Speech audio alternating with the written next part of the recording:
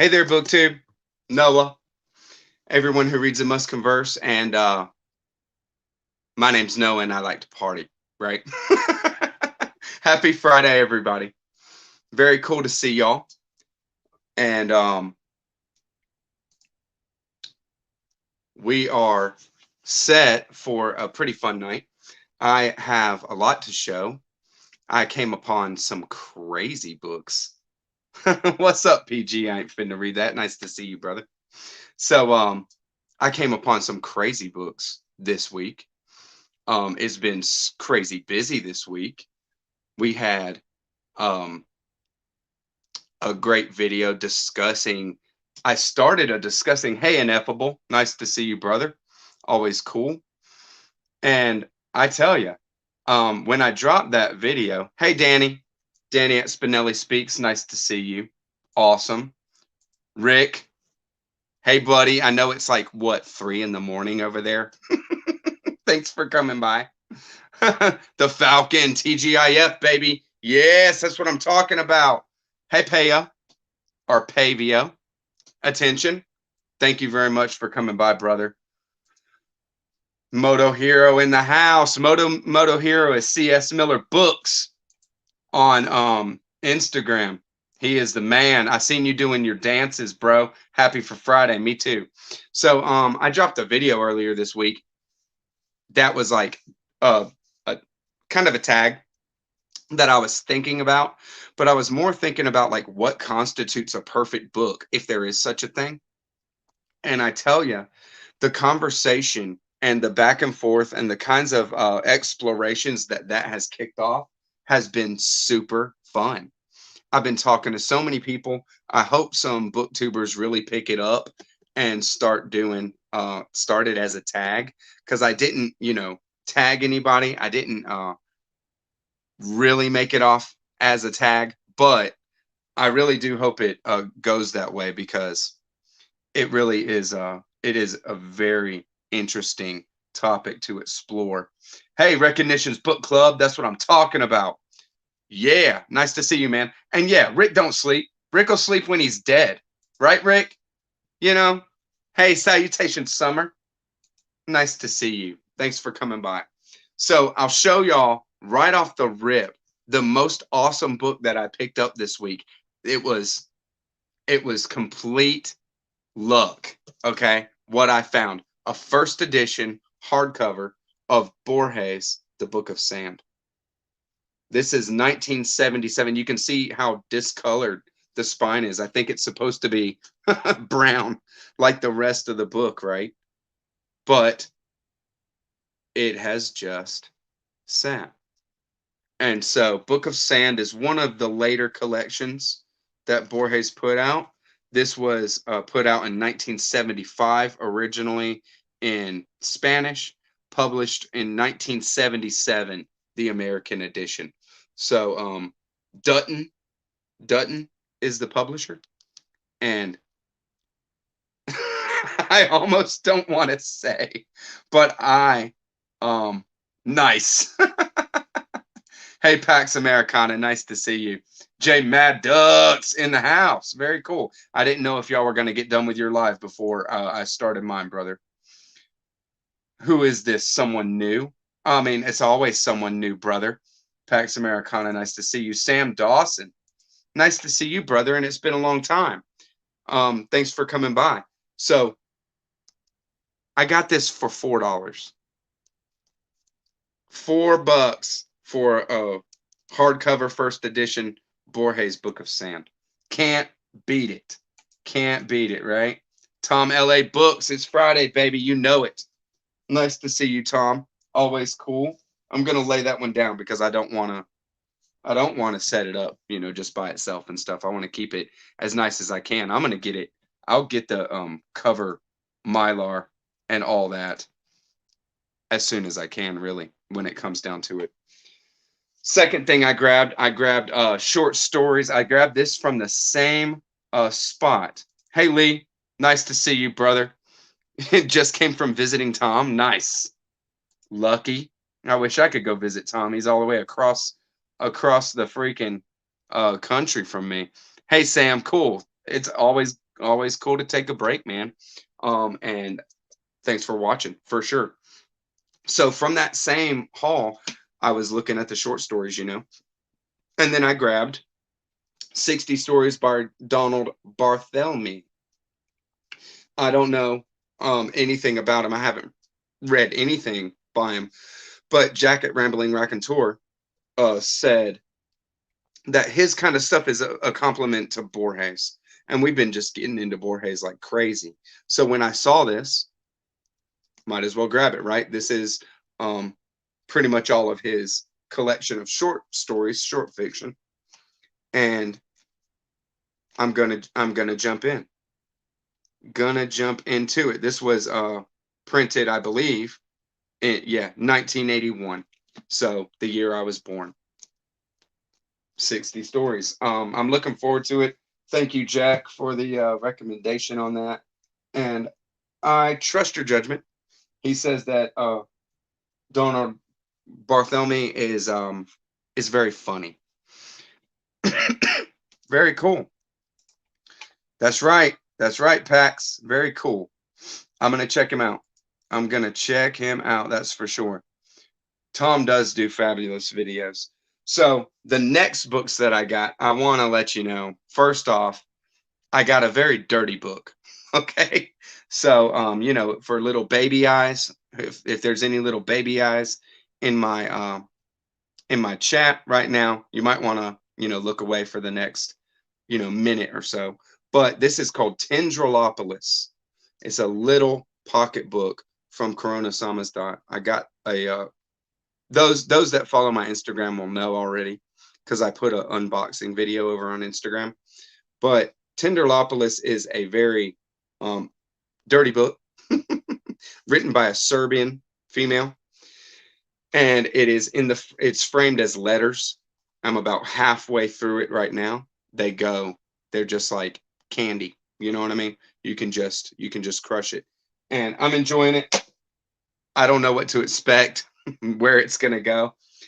I picked up and got the 2-volume set of The Assassination of Olaf Palme by Rick Harsch.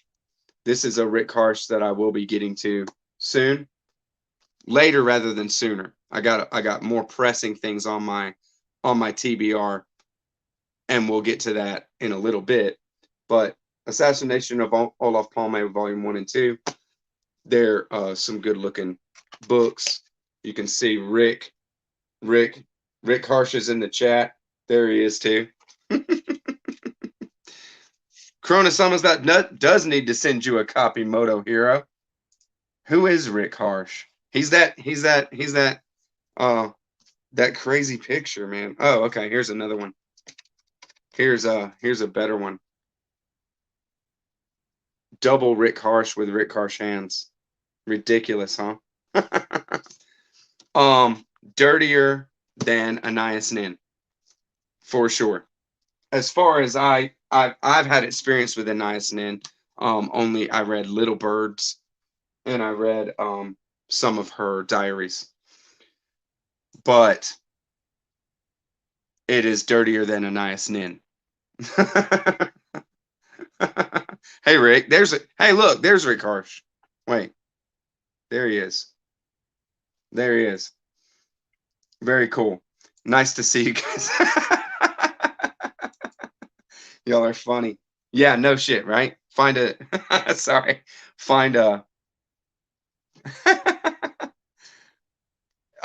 all these are not going onto my TBR, Tom. These are not, this is just my haul for the week.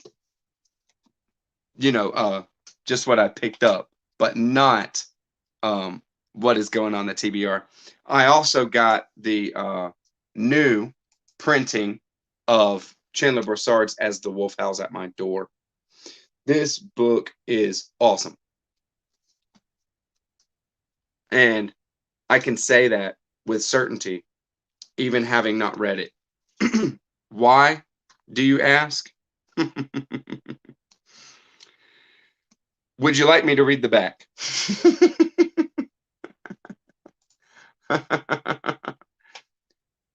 Yeah, some story of some Uh, I've read some. I've read some Marquis de Sade, and you know, yes, why not? I'm all about some crazy, but okay. Pax Americana says yes. So, As the Wolf Howls at My Door is said the quintessential 70s book. Here we go. This is more than a rabble-rousing masterpiece. Much more. It's a life. Yours. Precisely your life. You will realize this before you finish the first page. You have been reclaimed by it. Inexorably, no turning back. You have once again become one of the many spine-tingling characters therein. Home at last, you will shout. The unrewarding, margarine-stained life that you've been crawling through is a thing of the past. Thank the Lord for that. And of course, you will never ever leave As the Wolf Howls. And that's something else to be thankful for, permanence. For the first time, Howls goes on forever, and so will you. The people you will once more lock arms with, those mind-whirling destinies you share, are to be counted among the all-time greats. Biodegradable, religious loonies, some turning into ginger snaps, rarefied hookers with world-class imaginations, soothsayers and soft soapers, working both sides of the street, of course. Howling hippies, clean-shaven assassins with friends in high places, rootless informers with shamelessly falsified work records, drag queens levitating at the crucifixion, strong-willed, strong-limbed middle-class girls fiercely at play in the fields of lust, gentle intellectuals plotting murder in the library stacks, single-minded sodomites, straight-A students hurling to the death with fascist thugs, disoriented French cops hilariously tripping over their own feet, evil torturers, angelic runaways living in caves in the steamy Amazon, depraved upper-class droxes running drug rings, insatiable spies with no inner resources, blood-drenched soldiers of misfortune going bonkers in African hellholes, Russian villagers hallucinating their way through the brothers Karamazov, prophets of doom roaming the streets in tweed jackets, glinting grannies weaving the finest garrotes money can buy. Your story, you there doing it, writing your own ticket moment by moment, happiness beyond your wildest dreams. Welcome back. Your demonic companions shout, don't ever leave us again. You will discover joyously, of course, that reality is anyone's guess. It certainly isn't what your mom said it was. An assault and a fraud upon your very soul. Now, wrap yourself in the distinctly cuckoo Decca records. The last laugh before the abyss. Heaven's answer to common sense. Soar with this uncontrollably creamy goodness of anything goes to the stars. Bon voyage, don't look back. So, there you go.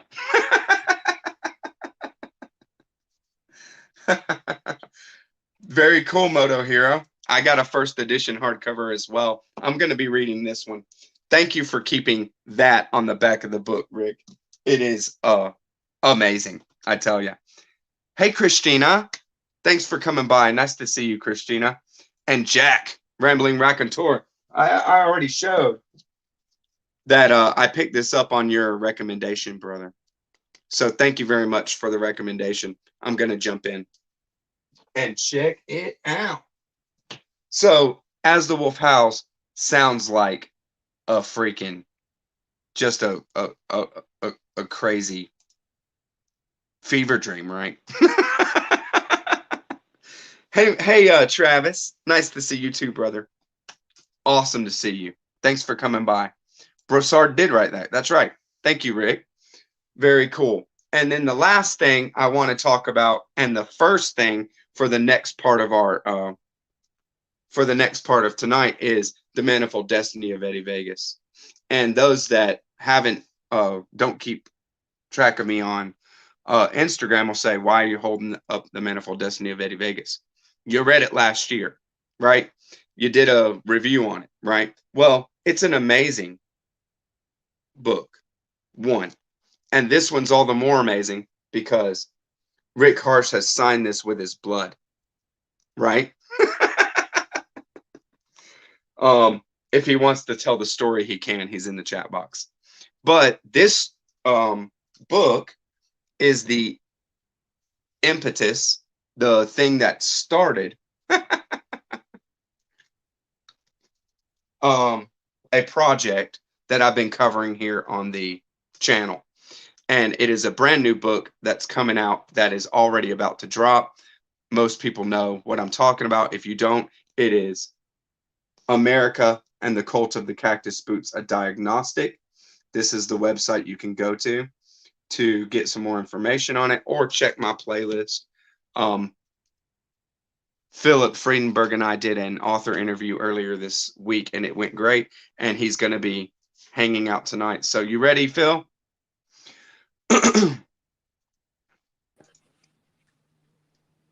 How you doing, buddy? Hi. Phil, nice to see you, brother. It's great to see you too. Nice to, I know you had to, you know, powder your nose or some shit, right? Everything, makeup, the whole thing, wardrobe. Writers, am I right? Yeah, right. such, you know, what do they call them? Prima donnas. That's right. Yeah, absolutely. Happy Friday. Thank you. Happy Friday. I just want to say, Noah, first of all, this is such a pleasure for me, and it's a unique experience to be here because first and foremost, I'm a fan. Thank you. And for me, for a few months now, Friday nights with Noah has been a really important place for me to tune in and connect with people and truly feel at home. So, and as I was saying sort of before we started, there were many nights over the past several months where I would be at home writing America and the Cult of the Cactus Boots, and I would have the book open, and then in another window on Friday nights, I would have Noah open on Friday. And not only do I want to thank you, but I also want to thank everybody that tunes in and watches and contributes and has a conversation, because to me, this group of people, this community has felt like home, and it feels like a movement, and there's a lot of energy and enthusiasm, and I'm just grateful to be here.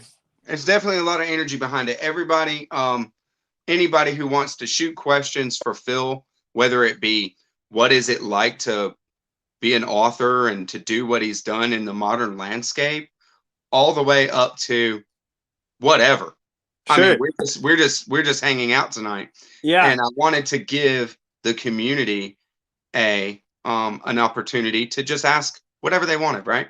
Yeah. So thanks. Hey, Christopher Robbins in the house. Chris. Thank you for coming by, brother. Hello. Very cool. Noah is always open. See, C.S. Miller knows. He knows what's up. I'm always.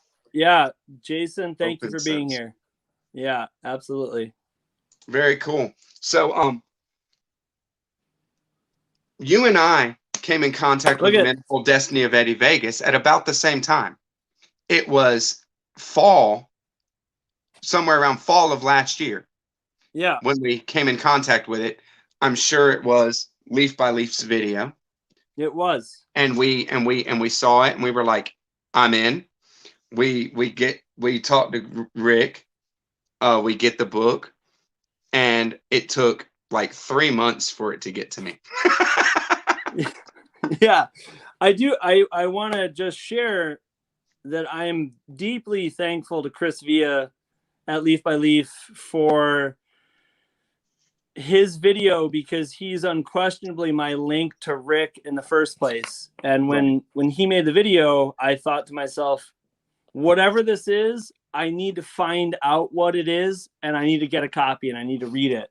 And that sort of was the initiation. And what's powerful, I think, is this idea that this platform itself is what launches creative endeavors. This book launched from me searching for a book, reading, loving literature, and finding a community of people talking about books, sharing ideas, small presses, new authors, and things like that. I mean, man, so many booktubers are constantly doing small author spotlights, small press spotlights.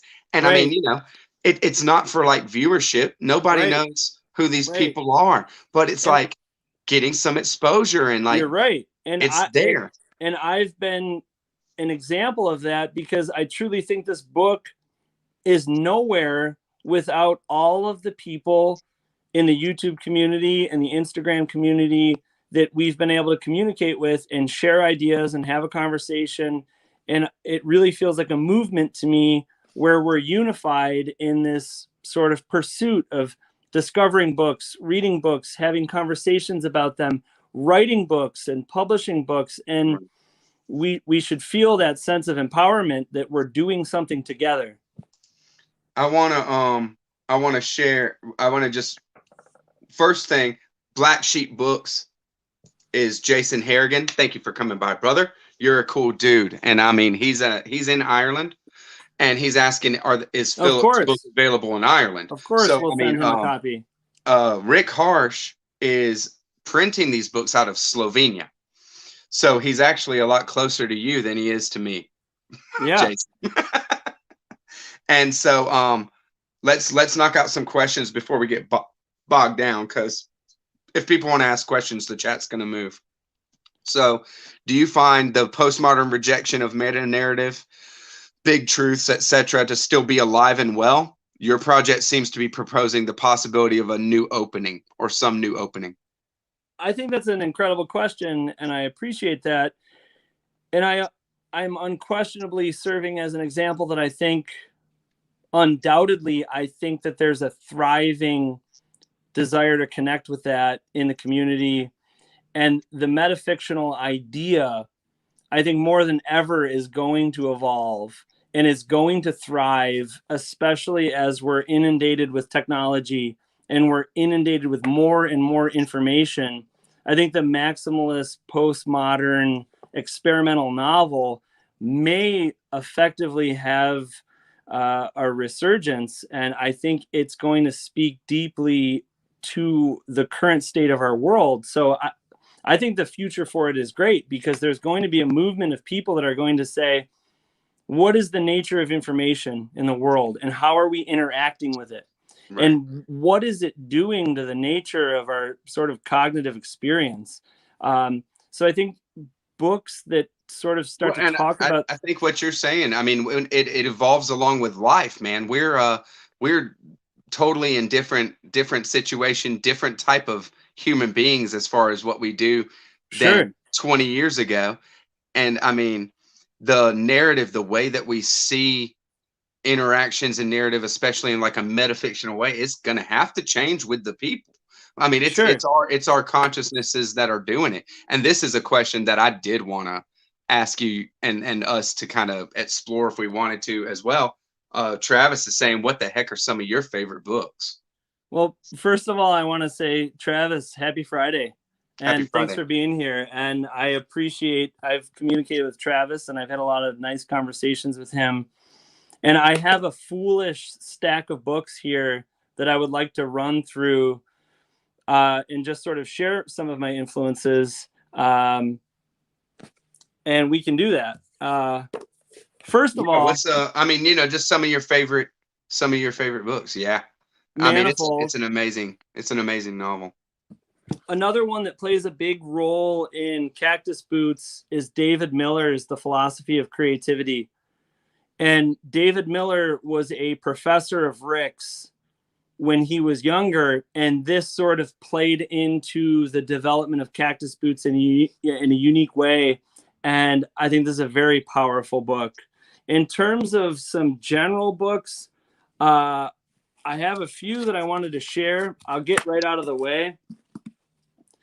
Gravity's Rainbow. Nice. I got that same edition. Affected me in my writing and my reading. Phenomenal book. The exploration of systems and processes and the organization and exploration of information. This is a profound book. For sure. A novel that I've read in the past year that was deeply influential to me and really took me away was a book called Animal Money by an author named Michael Cisco. Nice. Michael Cisco is a very fascinating author. I love this book very much. Going to some general things for books, Critique of Pure Reason, philosophy. Sure. Kant was a big influence on me. Also, Jodorowsky, filmmaker, author. Can't recommend him highly enough. It's cool. It's cool how, like, even when we're talking, you know, it was a conversation we had, I think, a few days ago. Yeah. Something like that. And Jodorowsky came up just because, you know, he's the perfect kind of foil to this kind of, absolutely, I guess, you know, a mainstream. Another big one for fiction is McElroy's Plus. Nice. For me, having a background in psychology and neuroscience, how we tie the investigation of science into fiction is very important to me. And I think this book brilliantly explores that idea. One other one. So Tom LA Books is somebody who came at me. We've talked quite a bit. We got a good relationship. Tom is a really good guy. And so I was thinking that, or he asked me, he goes, well, what do you think about this book? Have you read it and stuff like that? Talking about America and the Cult of the Cactus Boots. I said, no, I haven't read it. You know, it's not out yet. Yeah. But I guess it all, you know, really comes down to the execution, right? It all sounds good. The you know, what you say sounds very intriguing, and I can't wait to read it. But whether I love it or something comes down to the execution of it. And so he's asking a question on the book's structure. Could you say something about the structure? Is it more or less free flowing, or did you have a specific structure in mind when you started it? First of all, Tom, thanks for the question. I appreciate that. The book is very deeply structured, and there's a free flowing quality to sections of the book. But as an entire arc, it was always very important to me to have a central, consistent hero's quest plot arc that explores this idea of two people, which is Jeff and I, communicating with Rick, and then being under the influence of this challenge to create a book and then publish the book. And that moves through the entire structure, and that does resolve.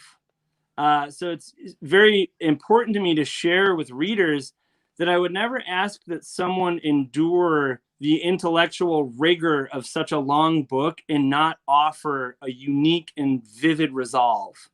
So the book is deeply structured, and it moves through this labyrinthian, absurdist evolution of sequences and events and challenges and conflicts where Jeff and I are constantly attempting to overcome these sort of obstructions to how do we publish the book. So very much so. And if I might be wrong on this, but the obstructions and the things that get in your way are of all manner and all degrees of real to absurd to maybe tangible to something ethereal and everything in between. For sure. And it's supposed to be an entertaining and curious adventure, where one of the things that also starts to occur is that the book itself becomes the landscape that the fictional versions of Jeff and I start to inhabit, and we have to explore the book itself that's in your hands. So it's certainly designed with a metafictional intention. So we're coming up right on 30 minutes. So we got a good little group in here, and I'll say it here, and then I'll say it again too. I want to say real quick to Black Sheep, I have Unlanguage, and Unlanguage is unquestionably a phenomenal book. Yeah, very cool. Cisco's blown me away. Very cool. I'm gonna have to check it out. I'm not familiar at all. But that's what this is about, right? Loading up the PBRs and giving people more than enough to read. And for Gore Vidal, Jodorowsky, his In Call is brilliant. I love it. Deeply interested in the work of Jodorowsky. Oh yeah, man, I love Jodorowsky for sure. Phil, because I have been so just throwing myself into the support of this book and for doing whatever it is that I wanted to do, really. Yeah, but doing it, I'm grateful for. But doing it because I love what comes out of the press. Ever since I've read The Manifold Destiny of Eddie Vegas, I'm on Team Corona Samizdat, right? And so this has just been a kind of labor of love for me, right? Hey, Andrew's Wizardly Reads. That's right. I'm wearing the black Spidey. It's not Venom. I'm Spidey in the black suit. So Phil has graciously offered to give me one of the first edition signed copies with all the trimmings, and I appreciate that, brother, and I really am grateful for it. So I have purchased 2 copies of the first edition of America and the Cult of the Cactus Boots. It'll be shipped out by Phil and Jeff with all kinds of random, who knows what ephemera with it. And so I have 2 copies to give away. What I'm going to do is I'm going to give it away to content creators on BookTube, because it's the community that I'm passionate about, and I want to kind of get some, if some people want it and you don't know if you want to really buy it, I've got you for the first wave here. So all you have to do is send me an email and tell me that you want the book and give me your address. First 2 are going to be what it is. So thank you very much, y'all. And my email is on my about page of my channel. So killer. And yeah, I'm an 80s child. I was like a young child in the 80s. I was born in 1981. As was I. Nice. Yeah. Very nice. We're brothers. I'm more of a 90s child. I look at myself because, I don't really remember the 80s. I kind of, what I remember of the 80s is maybe my mom spraying the hell out of her hair or something like that. I don't know. But as far as my childhood, it was full on 90s. Nirvana, Soundgarden. Noah, can I ask you a quick question? Yeah. What was the first book as a young reader that changed your world? Well, it's hard to say. We're about to do a reread of a series that really set me on track for just loving reading, and that is the Dragonlance trilogy by Margaret Weiss and Tracy Hickman. That is the first kind of big, real books that I read that I was like, dude, this is awesome. And it was a friend of mine, another friend that was like my age, who his family played D&D. They all, he had his dad had a wall of Dragonlance books and stuff. So I like dads that have walls of books. Yeah, he turned me onto it. They were all, like geeky family, right? And he turned me onto it, and I loved it. As far as like something that was super powerful that just made me want to read whatever, like go for amazing stuff, is coming in contact with Dante's Inferno the first time in school. Something like that. What grade was that for you? Like 9th grade. Yeah. Like 9th grade, when I came in contact with that.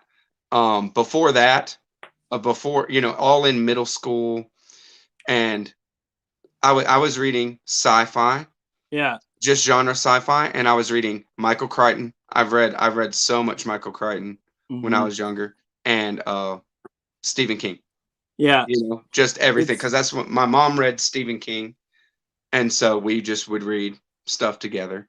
It's And worth sharing to you that I had a vivid moment in grade 4 when I read A Wrinkle in Time. nice. That's a great book. And A Wrinkle in Time as a 4th grader exploded my head. And I had a 4th grade teacher named Mrs. Warmis, who I recall skipping lunches in grade 4 to go sit with her and say, hey, can we make some kind of deal where I can talk about this book with you and you can sort of give me a feel for what's happening here. Right. And I just remember that book affecting me to such a degree where I thought books are capable of achieving the exploration of possible distant worlds. Right. And yeah, I just want to pure imagination, baby. I want to say here on the record in Cactus Boots, there's a tesseract in the book, and it's undoubtedly a reference to the 4th grade me that was inspired by Wrinkle in Time. Nice. And I just, it inspires me to think about from grade 4 to age 40, people still being inspired by books. Oh yeah. And still that book too. Right. I mean, for sure, man. It's a killer book. It's unquestionably like one that shows a young reader what the imagination can do. Look at Chris. Chris is saying Wrinkle in Time and Summer between 4th and 5th, same effect, mind blowing. Yeah, Chris, 100%. We're gonna fall behind. I'm still on some questions. Let's knock them out. Okay. What do you in what way do you feel the novel has to evolve to adapt to the electric world? Which novel? Your novel. The Electric World. It's interesting because I don't want to give too much away, but the book interacts directly with the electric world because there is this omnipotent technology company in the book called Neuroform, which has created a piece of technology called a Screen Sync 6, which is sort of the mirror of the iPhone, and it's commenting on our dependence on the stream of information. And anyone that's sort of been following the book has seen this dopamine concept. And the Screen Sync 6 in the book suggests that if you use the device, the government will give you access to it. And what it will do is for the exchange of consciousness replacement, you can, if you just give up or forfeit your consciousness, you can get an unlimited stream of pleasure and dopamine through your device. So it's commenting directly on our current world. Very cool. Rick wants you to read the first line. I can't. I gotta find a manuscript. I want you to know my house is just loaded with Cactus Boots manuscripts. Why not? And it's ridiculous. Where is it? So, outside of literary influences, what environmental influences impacted the creative output that culminated in Cactus Boots? Well, I have a background in academics, and I worked in a neuroscience research facility, and I was a professor of psychology and neuroscience.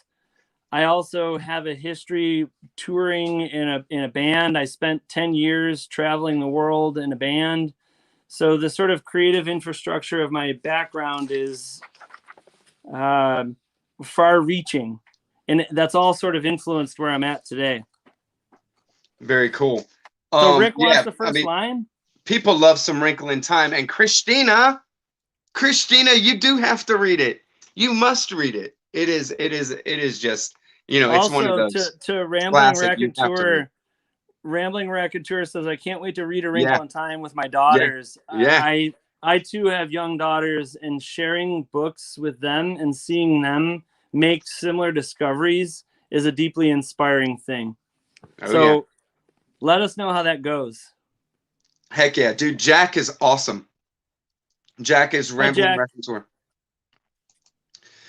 You ready to go? You want to read the first line? Yeah. Cool. Here's the first. All right, give us the first line. I had one day imagined I would write a novel, but time got away from me, as it always does these days.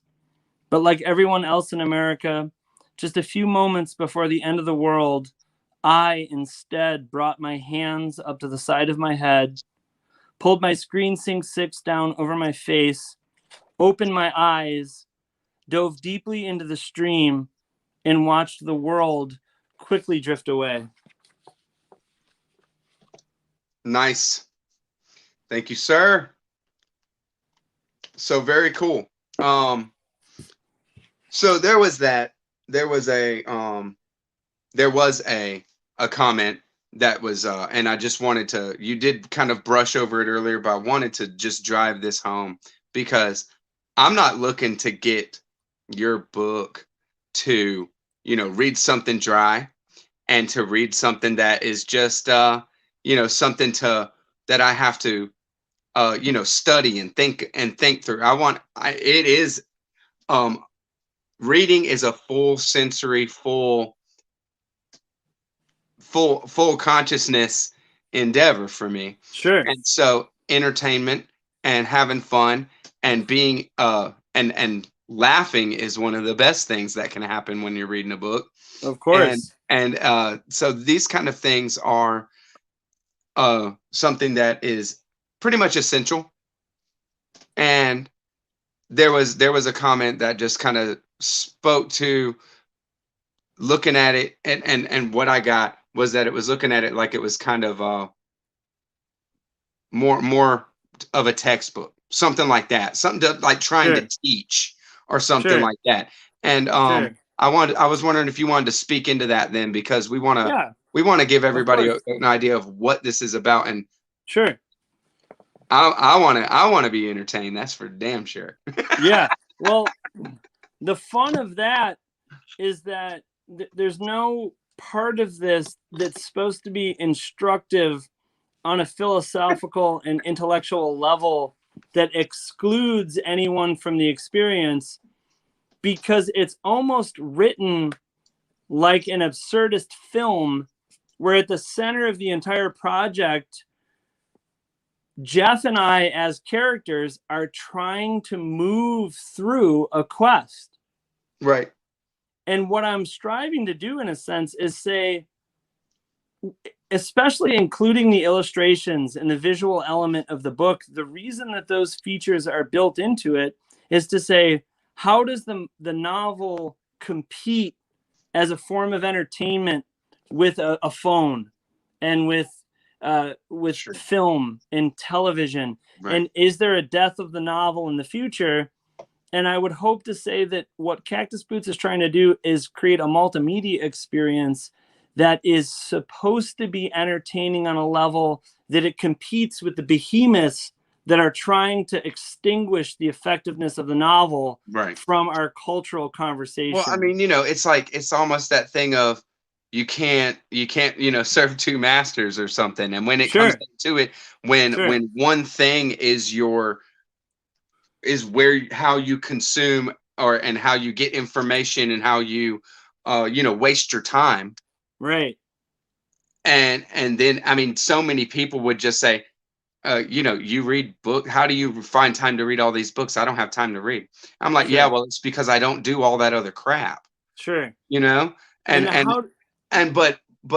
this kind of stuff is competing for our attention. Yeah, 100%. Right. Having our attention, once you start scrolling that Instagram or watching those stories, the tendency is to keep on doing it. Sure.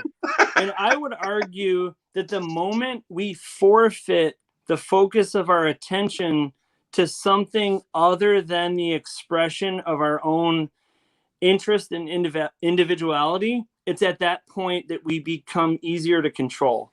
Right. I think so too. We need to resist on deep social and cultural levels these mechanisms of social control that are trying to keep us separated. Nice. And this book is trying to bring people together, and it's trying to bring readers into an environment where we realize that we are capable and we are inspired and we're beautiful and we are going to resist.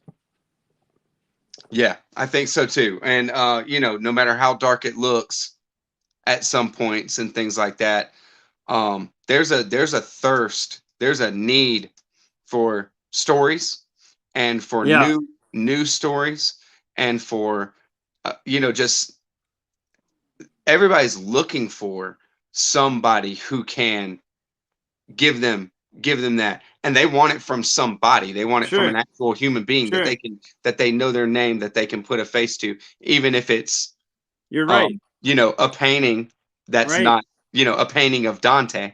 And Noah, for example, there's this calling out in Cactus Boots to say that we're deeply afraid existentially that the species is near extinction and the civilization is near collapse.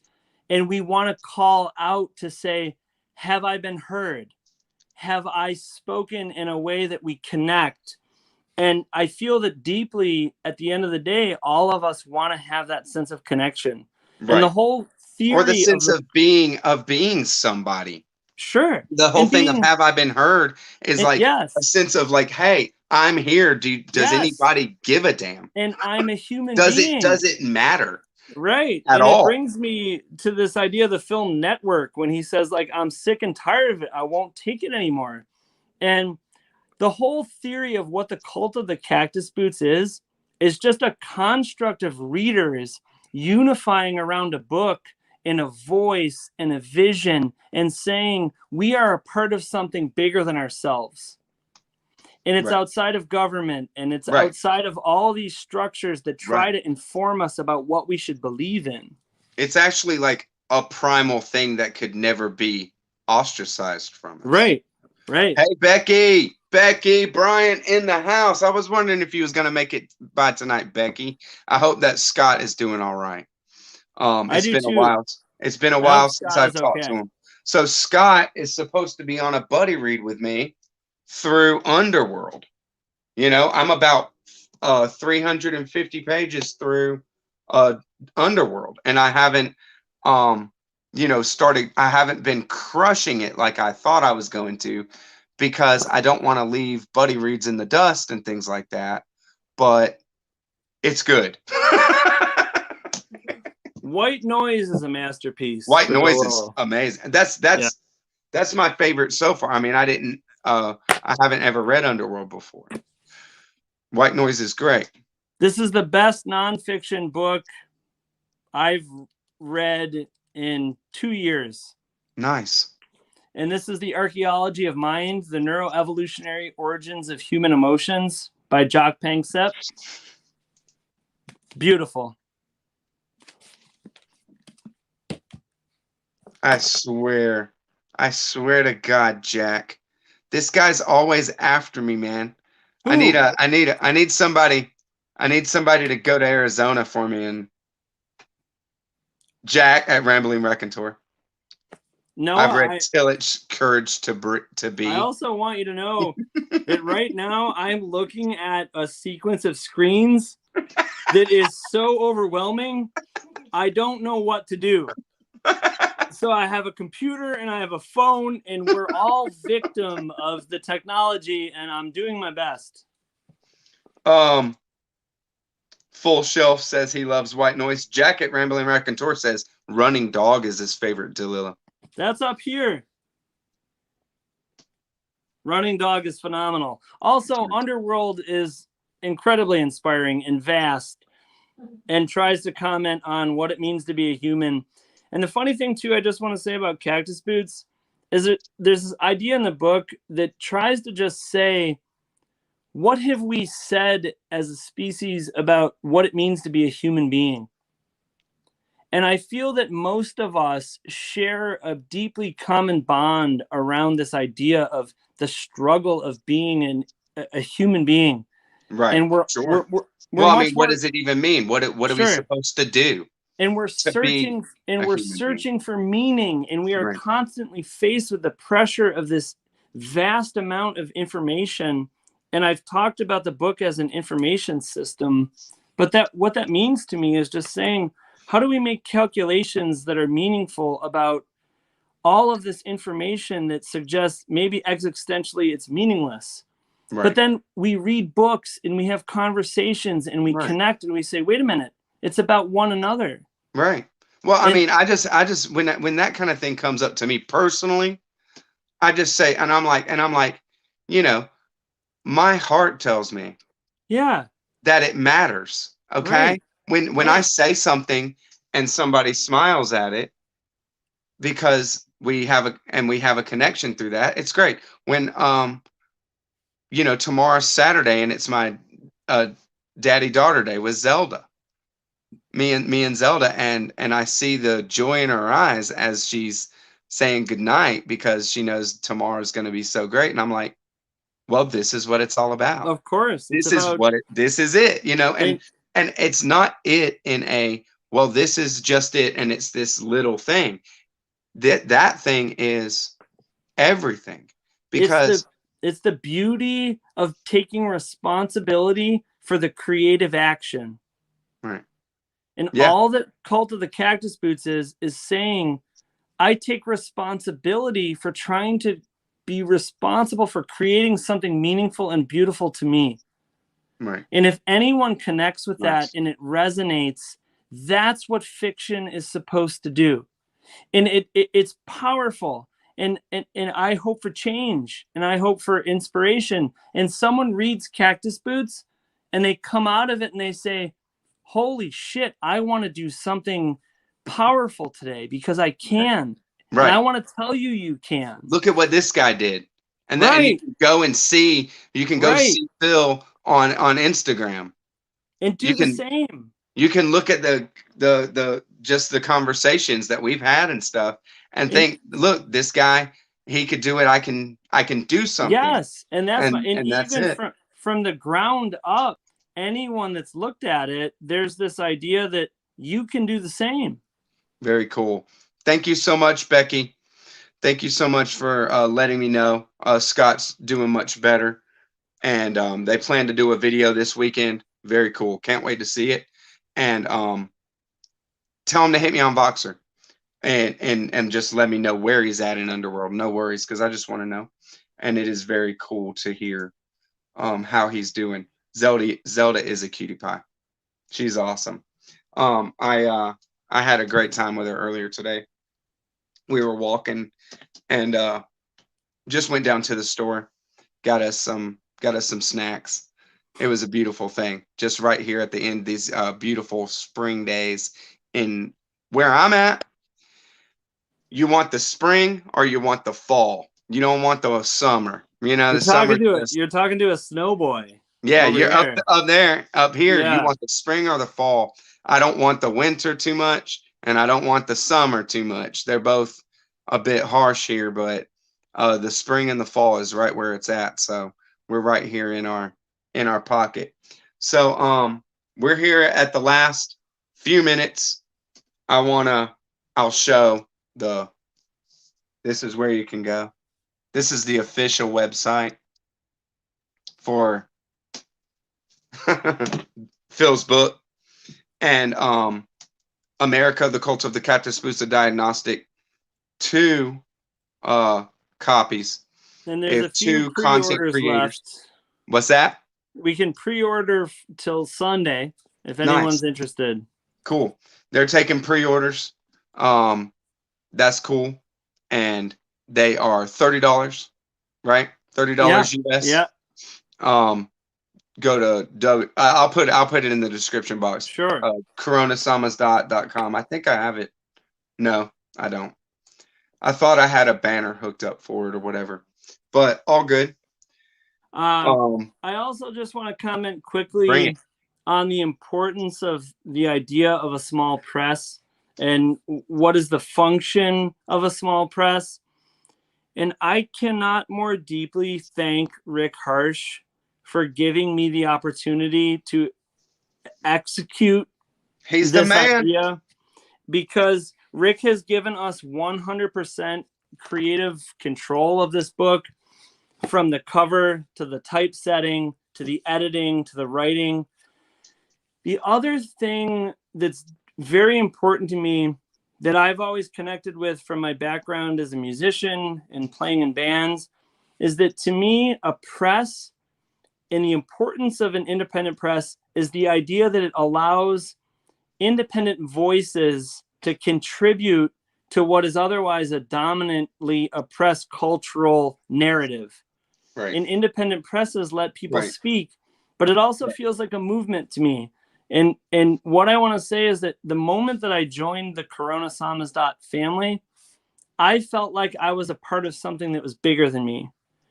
And what that means is that there's a series of authors and there's a series of books that are bigger than us, and we're trying to create a voice.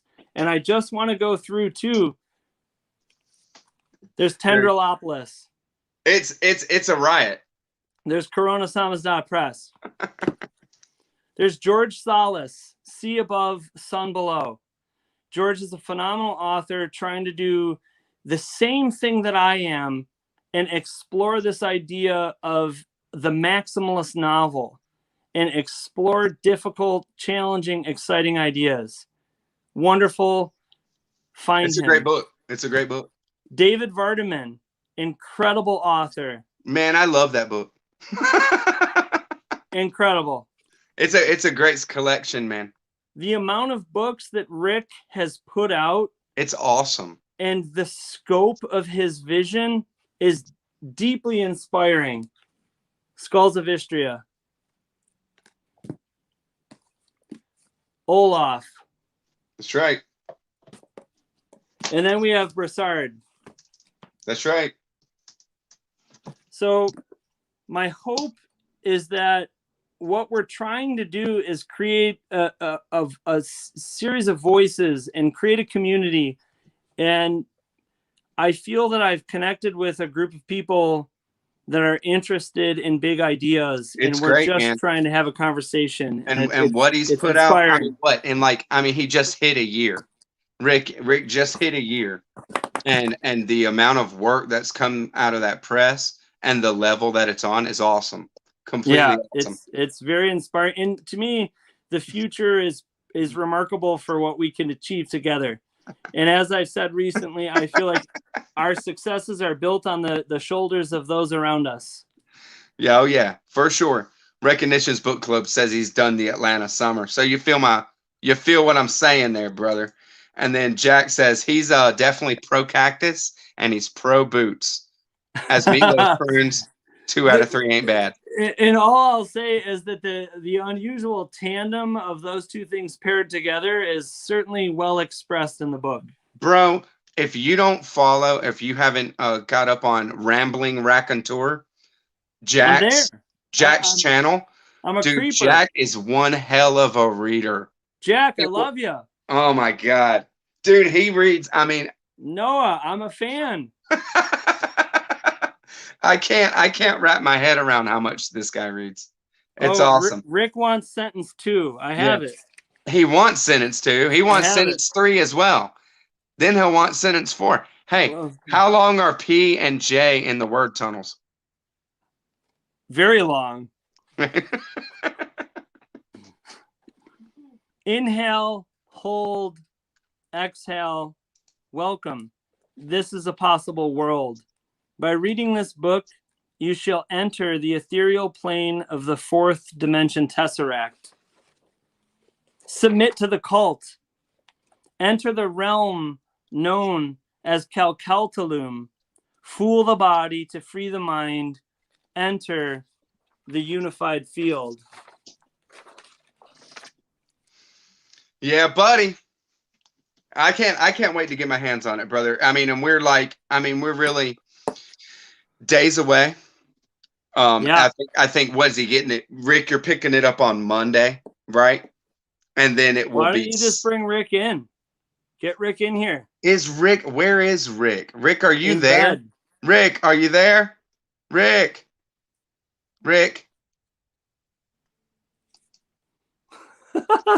Are you there, Rick?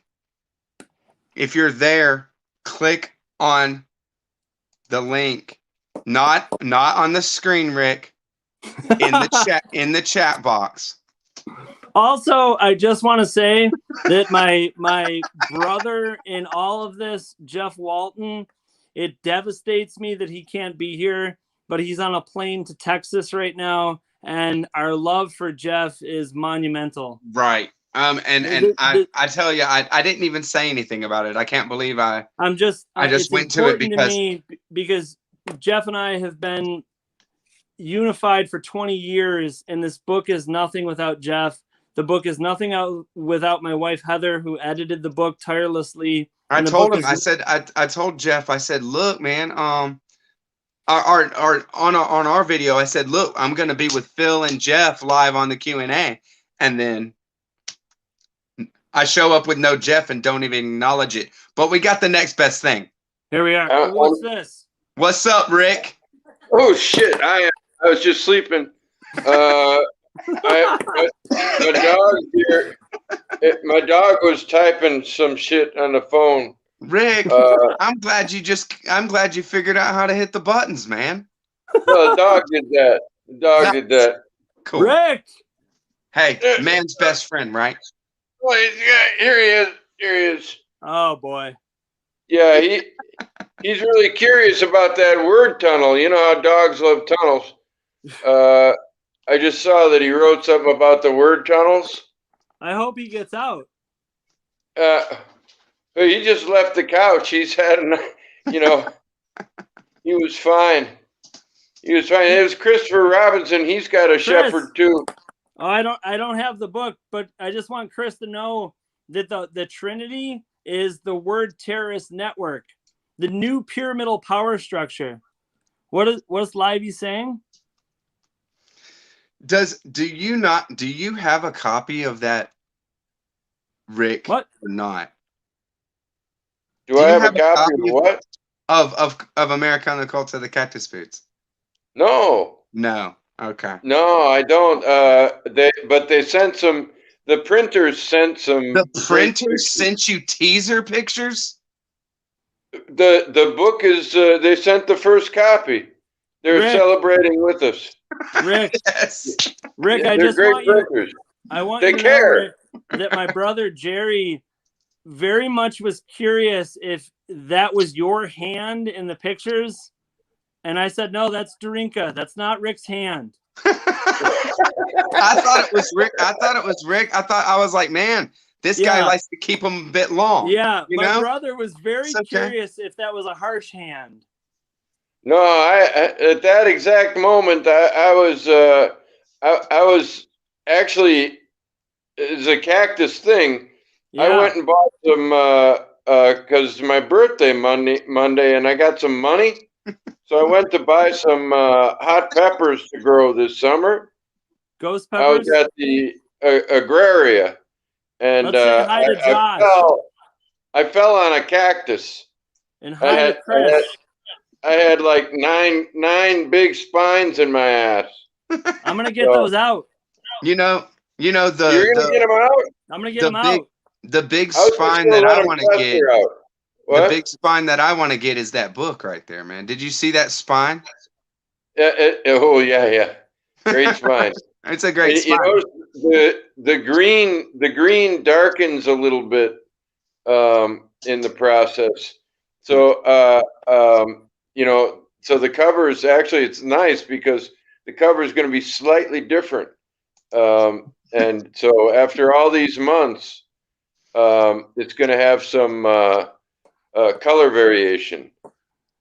But I got to get the fucking spine out of my ass.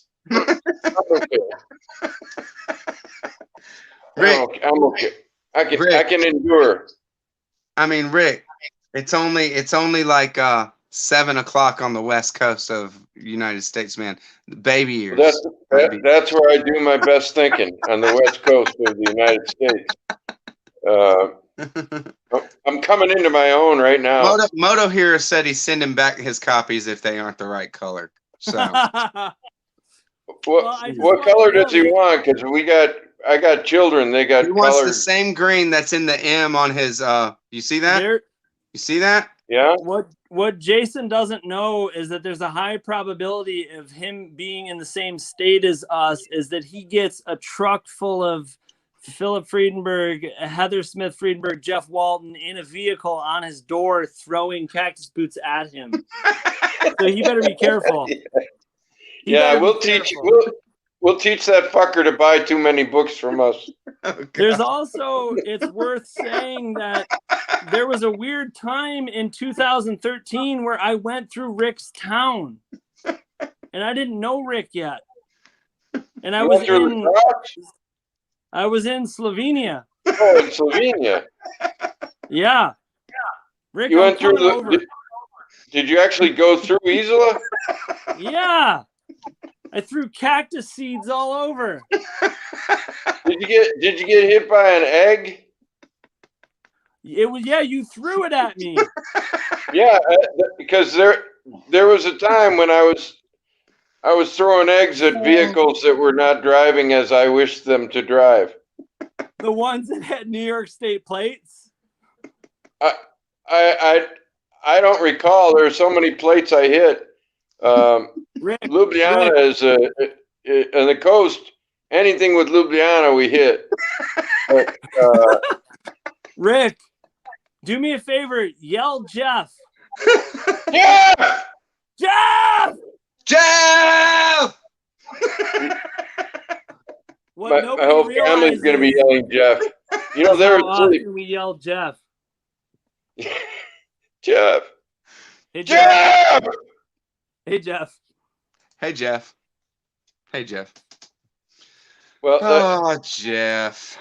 I'm going to have an angry family. What's up? I like having insulation with my friends around me so I can't just be a cerebral lunatic on Instagram. I like the cerebral lunatic. Yeah. I dig it. Also, yeah, but he can only thrive with if he's hemmed in by facial hair. You know, I mean, I dig it all. Around me. I dig it all. You know what I mean? I really do. I dig it all. I want the comedy. I want the big ideas. I want the deep kind of overly intellectual musings. I want everything. I want it all. There was a comment. Metafictional musings. Yeah, mega fictional musings. Yeah, mega fictional. Yeah. There was a comment on your show the other day. I just saw it today. It was somebody was, wondering if maybe this novel has enough to teach him. Right. That he can't figure out on his own.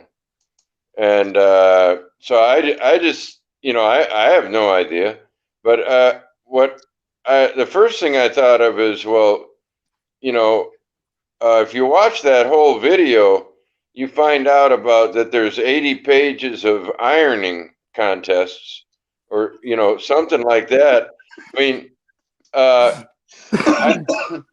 people are now, now at least a couple of people just deleted their email to me to get the book for free. Yeah. They went home. 80 pages of ironing contest. What the? So, what am I doing with my life? I just want to add that not if only that's is not funny, if that's not funny, yeah, it will be instructive. Not only True. is there 80 pages. It's either one or the other.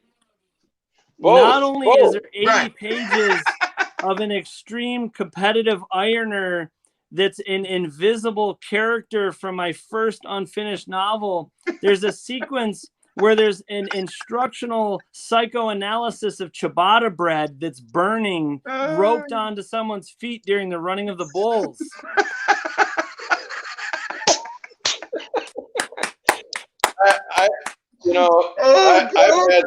I've had that exact thing. Since used that in 5 books. 5 books of mine have the ciabatta bread roped on in the bulls. I mean, that is overused. It's cliche. We'll instruct every readers. book I read has you cliche little burning pizza. ciabatta bread. Yeah, we'll put an errata note in instructing Andrew, readers you. to color it out. It's also formal. It's like Lacanian psychoanalysis of burning ciabatta bread during the running of the bulls. You know the best thing that is going on right now, guys? Let me tell you. Since we've just been going off and Rick got on and everything, we've lost maybe like 10 or 11 people watching, right? But I would have assumed that at least one of those people that left is Summer from Cozy Reading with Quaker Cats, and she hasn't left. She's right here laughing along with it. So, Summer, you're a badass chick. Whoa! I couldn't agree more with less information. That's right. So the idea is let's not Did forget Jack go? that. Let's not Is forget. Jack here? Jack? What? I don't know if Jack is here or not. Maybe I mean, you know, who knows? Who knows who's here and who's not at this point? You were right not to have me on at the beginning. I want to say to Livey, Recognition's Book Club. He says that part is loaded with irony, but there's a funny part that I'll always hold in writing Cactus Boots, where I remember texting with Livey outside of Joanne Fabric, telling him that I was at page 500 of the book and how excited I was. And that kid has been with us for the entire journey. And nice. I love you, buddy. Jack is here, Rick. Hey, Jack, thanks for sticking it out.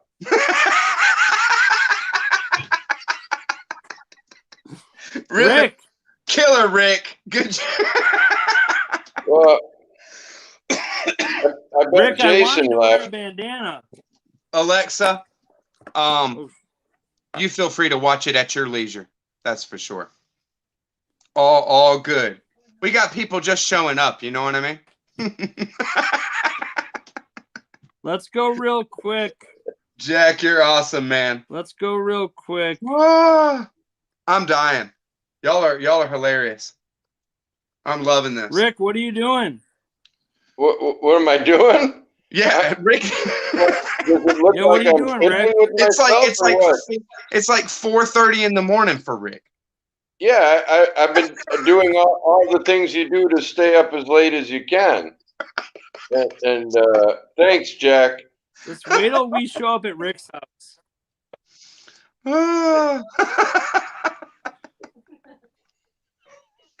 Oh, it's so good.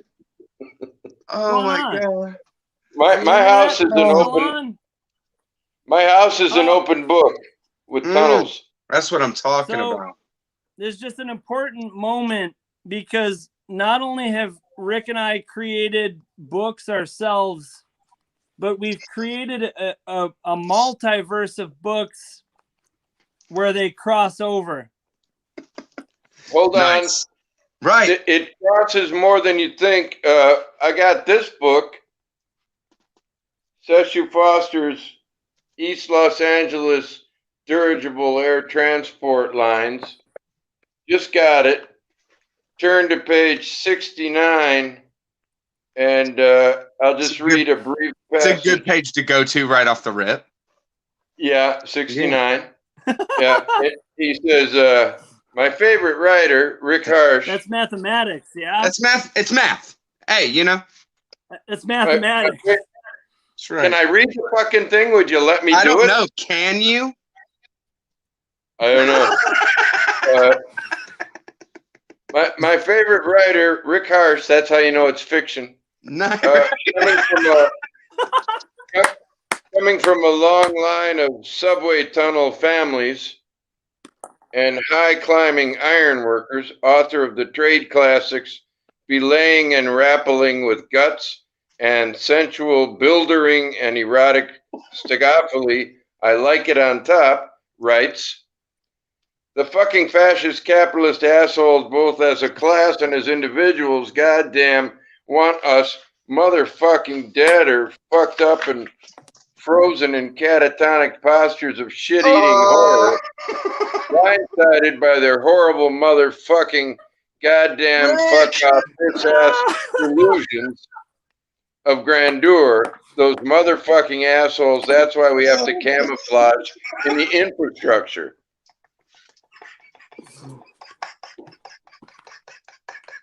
So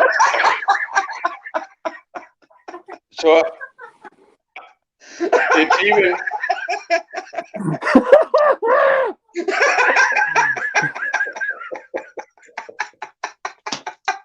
I don't know if I really wrote that. Stop, Rick. Oh, God. So you got Phillip Freedenburg. Hey, Rick, do you know how many times I've dropped an F-bomb on my channel?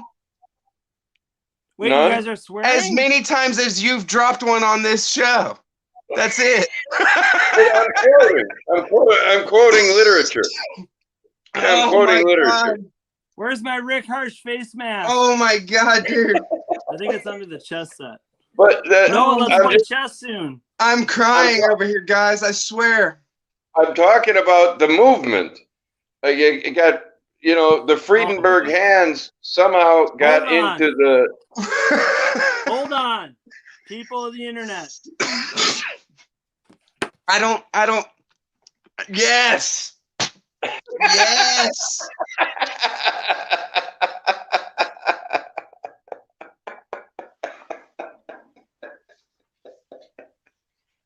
Yes. That's what I'm talking about. So when I wrote America and the Cult of the Cactus Boots, I thought it was going to be something really great. But I moved to Slovenia.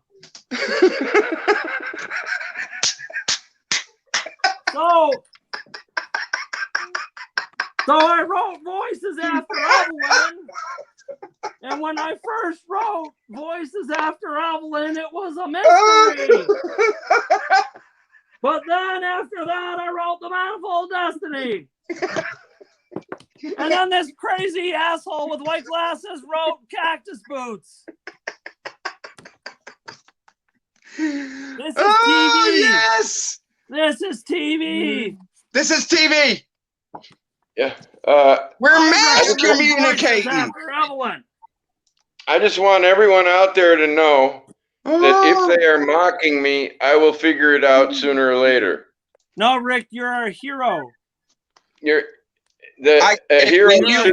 If you get hit by a bus tomorrow, I will reconstitute your body from this blood. Okay, you can do that.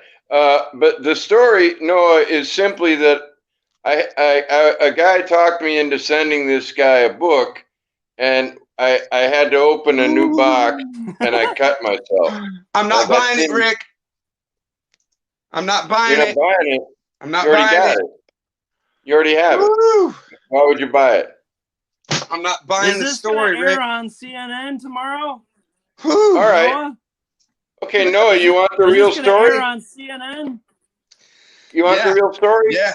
I want the real thing, baby. Lay it on me. I was bleeding from my penis, and I thought, I don't even want to send it anyway. And so I just wrote it with my cock. Whoa, Noah. Also, we got a shout out to that is a fitting Zach who illustrated this. Zach. I wish Zach was here. Zachary Tanner. I rub my nose in it. Zachary Tanner. When I read Tendrilopolis, I read it like this. What part? I get stuck on the this here, the frontispiece is where I put my nose. Right.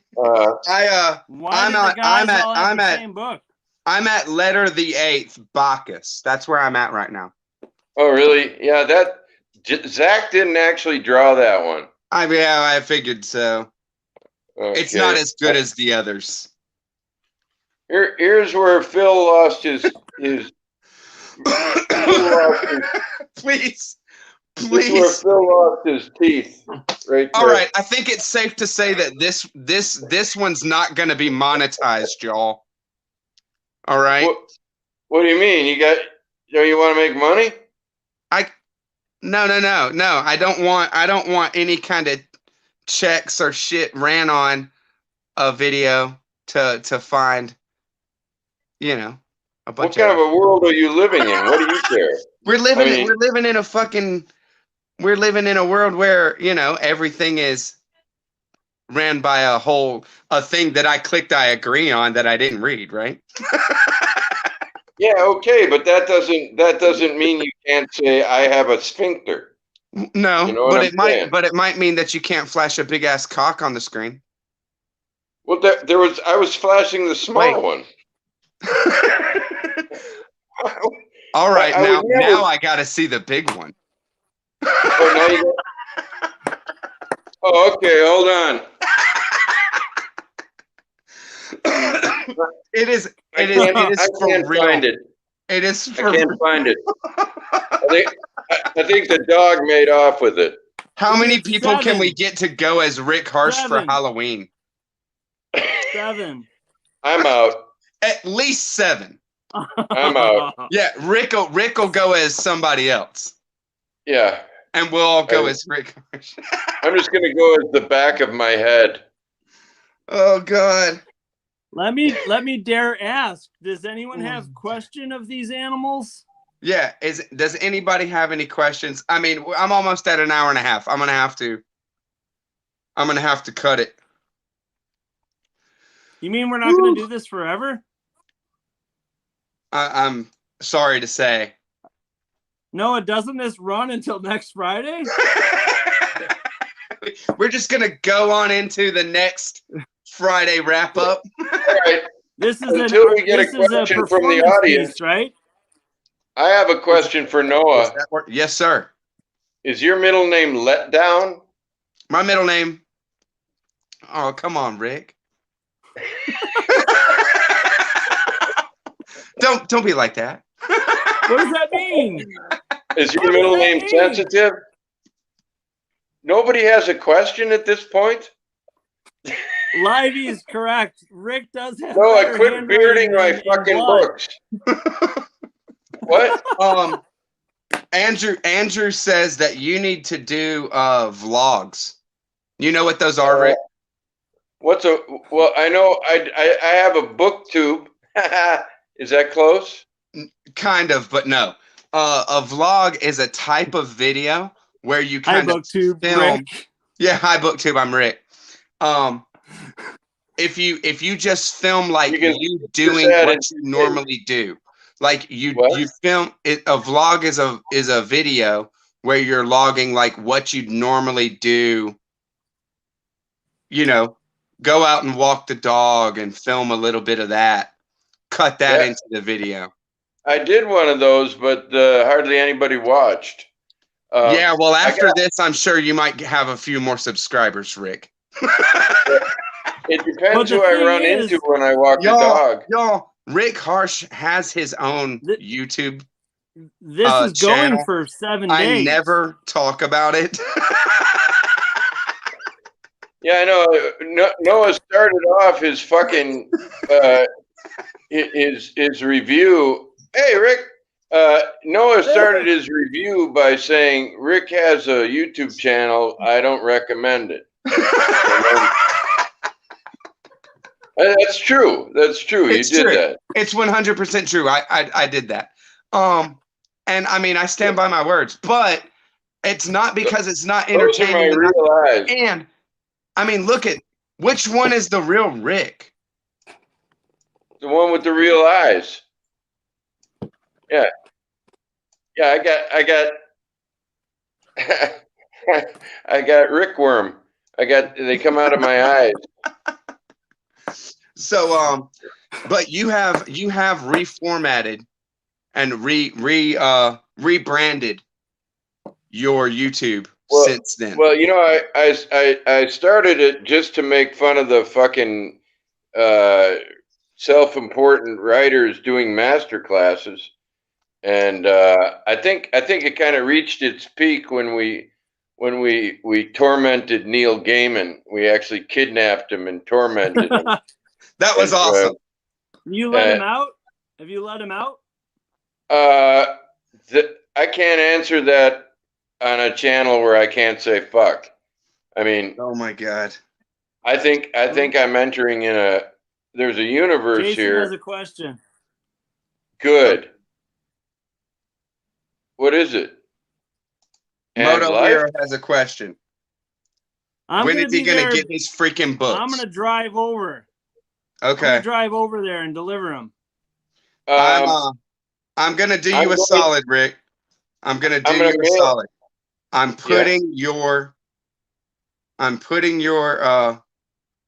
YouTube channel. I'm getting a solid. I'm putting your YouTube channel in the chat box right now. Okay, that's a solid. What does it mean? I thought solid. At my age, when you talk about solid, you're usually talking about bowel movements. So I don't get this. I'm doing you a solid, but thanks. Judging by your way you said, Andrew, I'll deliver it. Where are the solid? You're going to deliver Andrew a solid? Did I do it? On YouTube. Did I do it or not do it?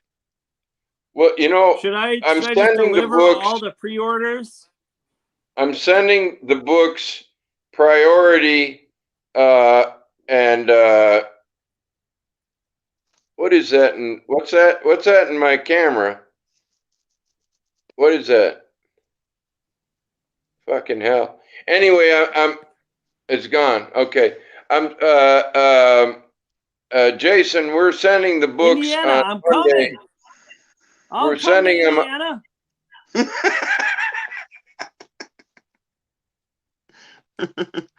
Yeah, let's all send books. We have to send books to Indiana? Well, I have a Cactus car. I got to drive it all over the country. Okay, well, I'm going to send the books to, I can't say Rugby Road, Buffalo, and I mean, I don't know which number. Noah. I don't. Yeah. Noah, I just want to interject real quick to tell you that Rick and I have a personal thing going on where where I live has been a part of our story for a long time. And at one point I had to be like, the first day. You can't tell everyone on the internet where I live. I said 69. That's so Rick varied my address by like a cent. Yes. He was like, all right, how about I'll say hey Phil, I'll say your address, but by like a nickel difference, and I don't know where you are. Yeah, it'll just be down the street. Then I'm just waiting for the internet to show up at my house one day. I live on Stočno na Brežje 6 in Isla. Hey, okay, here's the final question of the evening. Hey guys, here's the final 3 floors above the bank. Final question of the evening. Rick, are you ready for this? Recognition. I hope so. Recognition it's coming from a very normal man. He's asking you, did your wife write him a letter? I hope so. Nice. Yeah. And hey, Moto Hero, everyone knows where you live now. Phil. I just want everybody to know that the after party is going to be at myspace.com. Okay? Because this is so much fun. Just so you guys know, after party tonight, Friday, myspace.com, cactusboots / Woohoo! I'm there, baby. I am there. All right, y'all. Thank you very much. Rick, thanks for letting me play. I'm glad you could jump in, brother. Rick, I love you. I love you more. Phil, thank you as always, brother. Noah, great conversation. Noah, I love you. Mwah. Thank you. Noah, I love you more. Everyone that tuned in, I love you. Thank you. Thank you, everyone, for watching, hanging out. I'm not willing to go that far. Waiting through the goodness to get to the chaos. Right? I love you, but I love you all, but I don't always love normally. So, you know, love is difficult. I mean well. I mean well. Hey, you can't choose who you love. You can't choose when you fall in love. You know? Are you a greeting card, Noah? Picking up what I'm laying down? Huh? Did Noah turn into a greeting card there for a second? Wait, what? Holy crap. Seriously, guys. I'm All right. Y'all have a great night. Thank you, BookTube. Peace. Catch you on the next one. We love you. No, that was great. Thank you. BookTube. It Bye-bye. was worth staying up. Yeah, baby. See you later.